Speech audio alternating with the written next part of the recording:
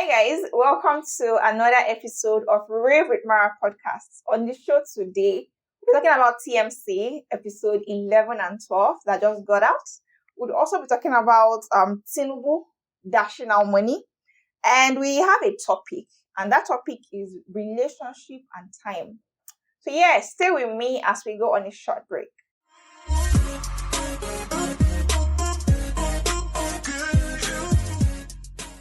Welcome back to the show. My name is Maranatha Abuto, and I want to say a very big thank you to all my subscribers for always coming back to watch my show. I thank you for your comments, your like, and your recommendations.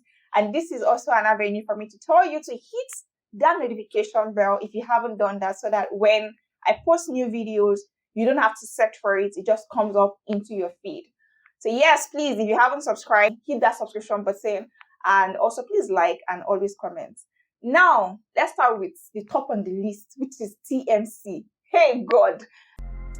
Are you in need of new hair, wig, or hair bundle? Have you had fight episodes with your hair vendors on Instagram? Do you get the wrong quality or texture for high prices? Do you have old wigs you want revamped? Then, worry no more. Darling Essence is here for you. Darling Essence is a unisex salon located at number 258 Ipaja Road, Ayobot, Lagos State. They are your plug for all hair affairs. Their services include, but are not limited to, women and men's hairstyling, wigging, weaving, and braiding. They also have amazing nail technicians for manicure and pedicure. They have different types and qualities: double drons, SDD, bone straight, etc. to accommodate all pocket sizes. You can contact them on 0902 917 0242, 0902 917 0242, or head over to their store, or visit their page on Instagram at Darling Essence, spelled as DALYN_HAIRSSENCE,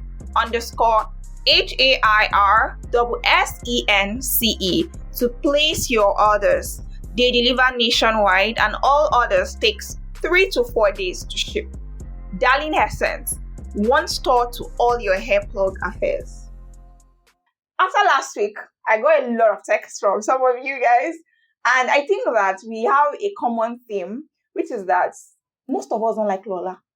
And I don't know why we don't like her. I personally too. I feel like I can't connect to her character. I didn't like her from season 1. And maybe it was because of the whole side piece thingy. But if we have to go by that, I think that the person to blame is actually Louis. But Louis is too sweet a human being that nobody's blaming Louis for putting his marriage at stake. Because we know that it was his mother's stupid efforts that landed there inside all of this palaver that is going on now. But now that everything is seeming to have been settled, Lola is mishearing something that she thinks Louis wants, and she ran away. I don't even know how to feel about that, because I know that these things happen in real life where you know that, I think it was the same situation between Lanre and Tenny, where you were like, oh, I think that this man wants this thing because you've seen how they get, or they've told you several times that, yo, this is what I want. But now, we also taking away the fact that there are some men who can keep away their love for children because of the love that they have for their partners. Although it is risky, let me not lie. It is risky, because I know I've said this thing where I'm always like, I think it was in the episode where I said before I do, always discuss these things. But again, some people's plans changes along the way. And yes, let's leave that whole story. On the other hand, Mayamino and give it to Tumino to always give us the suspense, because what is that proposal? Aminu will always do the sweetest and the cutest things. But I don't want to give away too much if you haven't seen those 2 episodes yet. But by now, by the time this episode will be airing, it will be on Friday. I'm recording this on Sunday. So it means that a lot of us, if you are a big fan, you would have seen episode 11 and 12. But for those of you that have not seen it, spoiler. Aminu finally proposed to Tumino, and yeah, happy for them. On the other hand, Patrick is doing his own rubbish and is being a fool all over. Like, how can you not see through what's her name, Jasmine, and her mother? Like, you went to meet the father, like the husband, and the husband told you, yo, you shouldn't trust them or take anything from them. And here you were handling your father's company to them. And that advice that Aminu's mother was giving to him, I just hope and pray that Aminu doesn't go back on this, because if he had done the measure initially as the father had wanted, then look at the entire mess. 100 million naira is a lot of money to take from a company. So I hope and pray. I was saying that I'm not a bad person, but I was saying that if Aminu's father would wake up and still continue with his rubbish, that Patrick should continue with the company or overseeing the company, should just follow that place and just die. It's not the one he wake up, because Aminu was like, let your husband wake up. He's not the one that the man will not wake up. Aminu will go and make company. He'll still do that. Aminu is not trustworthy and blah blah blah rubbish. Again, I've told you people, you TMC writers, if you make mistake and make Aminu go broke, I'll protest. But I've been able to convert a few of my friends to TMC now. They have been watching the shows and it's been very hilarious talking to them through season 1 again, season 2 and 3, and now season 4. So again, if you are not on board with that show, you should get into it right now. Yeah, so that's by the way, right? Now, the next thing I'll talk about is, in the words of one of my friends, Akudo, she says that you guys are letting our illegitimate president take us on a war that doesn't concern our father. Hey, God. If you are in Nigeria, which I believe that the host of you guys, my subscribers are Nigerians, you are not new to what is happening in the country. If you have also followed my show from 25th of February, when we had the presidential election to this point, you would know that a lot of things are not going as planned. And even those who supported Tinubu are now realizing that maybe the guy's plans for Nigeria is not what they thought that it was going to be, which again, I'm thinking, what were they actually thinking? What did they think was going to happen? When you handed the country, well, he stole it, basically. But again, there are a few of us who voted that guy in with their two eyes opened. And now, this guy, he's coming up with different loan schemes. And I'm saying, the loan schemes that you're coming up with, where do you expect that people are going to get jobs that will pay them well enough to pay back those loans? And then the next thing you're talking about is they're dashing out money. Now I'm hearing double salary. And I'm like, this double salary he's giving is definitely for private workers. It is still for government workers. Now, is that thing he's doing, are they all sustainable? Absolutely not. And rather than focusing on the hunger in the country, with the hiking fuel prices and in food stuff, you are taking our resources to go and fight in another person's country. For what purpose? So again, I've always said that this man's priorities are misplaced. And if you didn't know that before, know now that this man doesn't even, because if you ask again what his ideologies are, because I hear that everybody's trying to make joke of the entire thing, and even in the Senate, they are saying, let the poor breathe, let the poor breathe. And at the end of the day, it is you and I who are the actual poor. Because, believe it or not, they are going to steal this money one way or another. And as per the NLC strike, if NLC had to wait, this subsidy thingy happened, I think 30th or 31st of May, right? And they waited 2 months, in short, 3 months. We waited till the 3rd month to now start saying, oh, you're going to hit the streets to strike and blah, blah, blah. And I'm like, I think that you people's priorities are also misplaced. Because the questions you should be asking is, number one, the money that you people said you have been able to save from subsidy removal for this past month, where is that money? Is it the same money people are using to dash people money? Or is it the same money you people are going to use to give to our military men to go and fight a war in Niger? So do you see what I mean by everybody is just acting on selfish interest? Because if it's not selfish interest, you'll be asking the right questions. I'm not going to be saying, why did you remove subsidy? My own problem has always been, subsidy removal was going to always come. Whether it was going to be Peter Obi or anybody else. But the problem was, how were we going to share these resources, this money that we are now recovering from this part that we knew, okay, we're paying subsidy for food that was going to other people's country as well, because why are we doing that? Which is understandable. Now, the money that you've recovered from this thing within the past 2 months, what exactly have you done with that money? How much of that money is coming back to the citizens? Because last, they'll still come and give us one cock and bull story. You see all this loan matter now. They wake up one day and call trillions of naira and say that Nigerians are owing money or they're not returning money. And the money you are dashing people, how sustainable is that? Even if you're saying that you want to increase, what's it called now? Minimum wage to 150K. What have you put in place for private firms? Is electricity now stable that they will say, okay, if you're cutting back on the prices of electricity, now, okay, you've increased tariff on electricity bills, there's also the removal of fuel subsidy. So at what point the president of the country thinking that everything that he's doing is going to work in favor of people? You want to dash government workers money. What about private firms? How are they going to make their money back at the end of the day? So it's just, the entire country is just somehow. But I don't want to talk so much about politics. So yes, that's that for that. We are going to get into the podcast proper. And today's topic, we're talking about relationships and time. I know it doesn't make sense when you put those two side by side, like relationship and time. What's this lady trying to say today? I had an episode on the podcast where I specifically titled Before You Have Sex. Yes, I remember that. And if you check that episode, I was basically talking about how you should be mentally, physically, emotionally prepared before you have sexual intercourse with people. Because you need to be able to be ready to accept the repercussion of that. Now, this week, I was talking to a friend and I realized that this was a problem that I also had been dealing with. The person is 24. And I remember that when I was at that same age, I had the same problem. And I know that even up till now, I still have people who are constantly worried about, why am I getting into a relationship if I don't have money? Yeah. Now, you begin to think about, wait, in that old episode, I remember stating categorically that there are things you need to prioritize before you think about having sex. And if you feel like you're not emotionally and mentally there, if you land anywhere, be ready to accept or take yourself like that, right? But I remember that when I was also 24, I would constantly say that, I beg, I did trenches. Why am I carrying on a man to add to the problem that I currently have?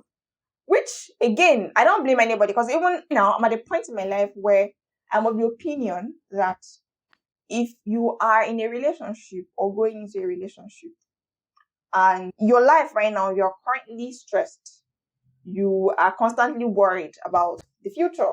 To be frank with you, everybody is worried about the future. But if you are that depressed or too filled with anxiety with everything that is going on in your life, I truly don't think that what you should be adding to your life is relationship. This person is 24 years old and she's worried that, again, she's at this age where everybody thinks, oh, you should get into a relationship, have something tangible, and hustle, as well as hustle for life and also hustle for a relationship. It makes sense. Now, in the words of my mother, may her soul rest in peace, I remember her having this conversation with me. I think at the time I was either 23 or 24. And she had said to me that, do you have a boyfriend? I think that was the first time she categorically asked me directly if I had a boyfriend. And I remember laughing. And I said, I don't understand where this question is coming from. And I remember her stating that in this life, you can pursue both of those things at the same time. When this person came to me, I thought, you're right. Because I can remember vividly also stating to my mom that it's not possible. It's not possible because I knew that where I was coming from, I needed to be able to attain a certain point in my life where I could confidently know that, oh, I can deal with these relationship problems or relationship issues head on. Which was, in a way, meaning that I had already signed that I was going to have relationship problems. I don't know if you are following what I'm saying, because sometimes we always say, oh, relationship is work, which is true. But the kind of work that relationship needs is not the type that you'll be fighting about every day. When we say relationship is work, the work we talk about is two people coming together and being what's the word? Sure or certain of the fact that I want to be committed. I want you in my life. You want me in your life. So we are both going to put in the work. We're both going to call each other. Both going to be there for each other emotionally if this is what we are gearing towards. But if you now say, oh, relationship is work, I don't have the mental stress to work now, you're already telling the universe that, oh, I know that I'm going to have relationship problems. I'm going to be fighting every day. I'm going to be worrying every day, which is a very negative way of thinking. But yes, I do absolutely agree that if you're at a point in your life where you are also dating somebody who is going to be draining you mentally, you are a baby girl at 24, I'm sorry, but you're a baby girl, meaning that you don't need some kind of drama to be starting out in your life. So if you are chasing your bag, you are trying to get a new job, you're trying to get a new apartment, you're trying to do something new, and you have somebody on the side, be it a man or woman now, that is pulling you down in some sort of way, I'm also going to advise that you kick that person off. It sounds harsh and weird. If I'm at a point in my life where I am struggling financially, and this also applies to men, not just women, I'm struggling financially, and there's somebody on the side who is draining me in a way that is changing my course. Like, okay, I'm heading towards this way. And sometimes they don't mean it from a bad way, but it's just that you know that you're with a person who constantly drags you back. Then I'm sorry, that thing is not going anywhere and it's too early. Meaning that if you are 24 and you're having this kind of problem with a man, maybe you guys should stay separate and finish fixing that up. Then maybe you can come back together if the universe allows it. But if the universe doesn't allow it, everybody just stay. Because I know that I've also taken drastic measures in my life where I knew that the person I was with was not adding anything to my life. And I also threatened to break up because, again, I can't be struggling with work, struggling with my life, struggling with my parents and my siblings, and also now I have man and add man problem on top. I beg. Life is too short for all of this. I feel like as you are also wanting marriage, also be striving to see that you have a good life for yourself, or you don't change the plan that you have mapped out for your life. I know I've heard people say that marriage brings a kind of blessings, and over again I've said on this podcast that yes, while I believe that there is a blessing that's attached to marriages, I also believe that you should not make decisions without hearing from God. And we all know what hearing from God means. It is not that your pastor said, oh, I had a revelation about you, that you must marry this person, and you know this person is not right for you in any ramification, but because your pastor said so or your priest said so, you go ahead and marry the person that is wrong for you. I saw a tweet this week that said, most of the problems, and I know I've even said this in last episode, most of the problems we have as adults, or the depression that we think we have as adults, are as a result of finance. Because people say money doesn't bring happiness, but I assure you, in short, I guarantee you that when you have money, about 70% of your problems are going to be resolved. Because a lot of the problems that makes us depressed or makes us think that we are suffering as adults is because we don't have money. In short, I solidly believe that relationship and your life goals can strive together. They can work hand in hand. But in working hand in hand, you need to ensure that one is not dragging you back, meaning that your relationship is not dragging you back from your goals. Because I've heard stories of women and men who meet a person and then all of a sudden, what they want is to be completely involved in that love. They are completely soaked in that love that they forget about every other plan that they have, which can be toxic in its way. In words of, hold on, I need to get that right. I'm sorry. I need to get that right. I don't want to have to quote this wrong because I saw it this week and I felt like I wanted to post it every day so that people would understand that as much as we think that time is running or time is not running, either one of it, you are wrong.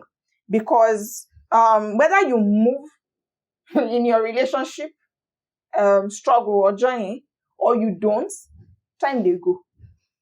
Whether you want to take that job promotional exam or something, or you don't, time they go. Whether you think you want to go back to your MSc, don't want to go back to your MSc, time they go. So my point here is that, I'm sorry, I must find that thing. So this quote is from poet and professor Anne Bengrover on time. Time passes whether I stand or I move. The source of this is from Maps, AGNI 97. So again, if you think that you are too young to start dealing with relationship problems, you're right. If you think that, oh, I've grown too old to have man problems, you're also right. If you think that, oh, this work I'm doing right now, I want to be focused fully on it. I don't want any man drama. I don't want wahala. I just want to focus on my life and see how I can make money this year. You are completely right. Whatever you decide to do, time they go. I woke up yesterday and I said, wait, oh, today is 5th of August. 5th of August, what have I done with my life from January to this point? But I sat down and I said, again, social media gives us a false sense of what is in there. Either it's friendship or either it's people's lives are moving ahead and people's lives are not moving ahead. At the same time, it also makes you see the reality of where you are at.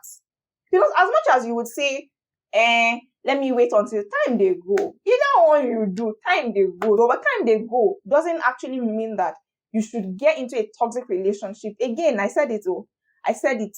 If you think that you don't want man problem, yes, you actually don't. You're a baby girl. At 24, you're a baby girl. You don't need to be dealing with an adult man problem. If you also now think that you are with a person who is kind, sorry, somebody said that getting married to a kind man should be a necessity. It should be a necessity because kindness makes everything come together. If you're with a person who isn't kind, or who is focused on, you can imagine as a young girl, you're trying to do a project, a petition at the middle of the night, and all your man friend or boyfriend is concerned about is they want to bang. So if you are with a person who is pulling you back, my dear, time they go no means say make you dey inside relationship where you don't want. At the same time, you have to also realize that whether you break up with this person that you love and you think, I need to focus on this and this and that, time they still go. So the point is either you're in a relationship because you want to be there, and then the work is the actual work of a relationship, not the work that the person is making you suffer.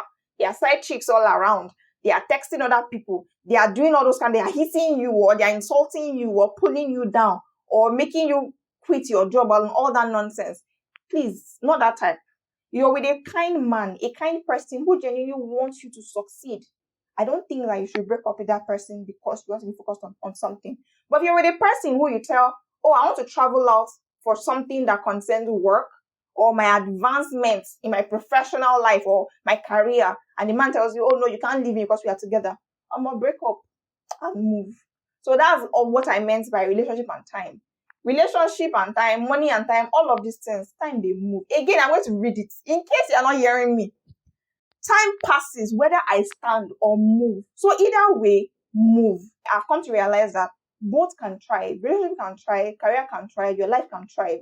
But it has to be with a person that understands and wants all your growth in all ramification. If you're a person that doesn't want your growth, then absolutely break up. I think that's all I have for you guys this week. Again, if you're a fan of TMC and you want us to talk about episode 11 and 12, which I already did earlier on, please comment in the comment section. I will be there to answer all of your questions. Again, please continue to subscribe, share, comment, and like. Until next week, Friday. Bye-bye.